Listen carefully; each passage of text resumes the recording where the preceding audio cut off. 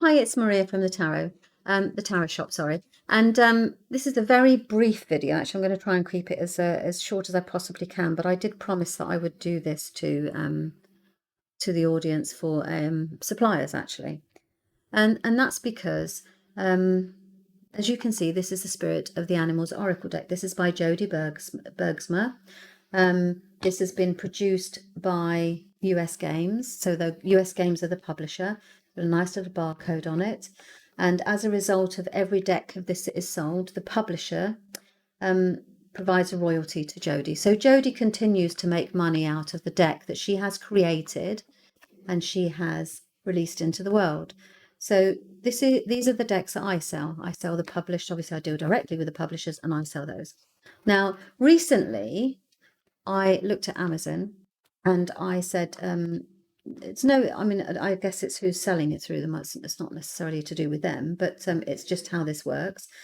I had a little bit of a complaint to the publisher and said, look, they're selling it at such a cheap price that actually, because I try and be as competitive as I possibly can, because I'd rather you buy it from me than Amazon, obviously.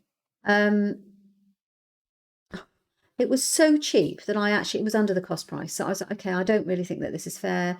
Had a chat with the supplier, didn't really particularly get anywhere, because there's not a lot they can do about Amazon pricing. So I thought, what, I'm going to order it. I'm just going to see if it's actually the same deck.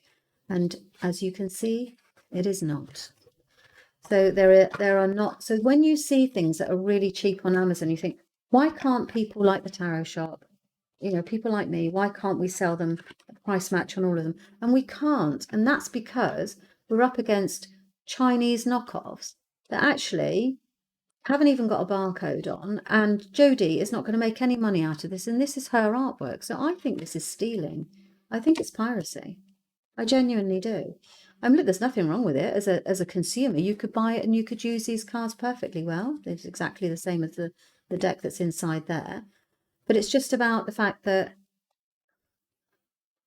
it's not quite right, is it really? So I just wanted to come on, and I did promise the publisher that once I discovered this, that actually I would point out that this is sometimes why, these decks are out there. The best way to do it is, if you're going to buy it off of Amazon, is look to see if there's a barcode. And with all published decks through publishers, they have this. And it will say that the ISBN, which is the thing that you're looking for, ISBN always starts with a 978. So if it's got an ISBN, it's a legitimate deck. If it doesn't, as this didn't, and I didn't see it at the time, it was only when it arrived, I was like, oh my goodness me, now it all makes sense. There's nothing on here at all. So this is what you would probably call a dupe deck. I would call it a knockoff. Okay, so thank you very much for your time.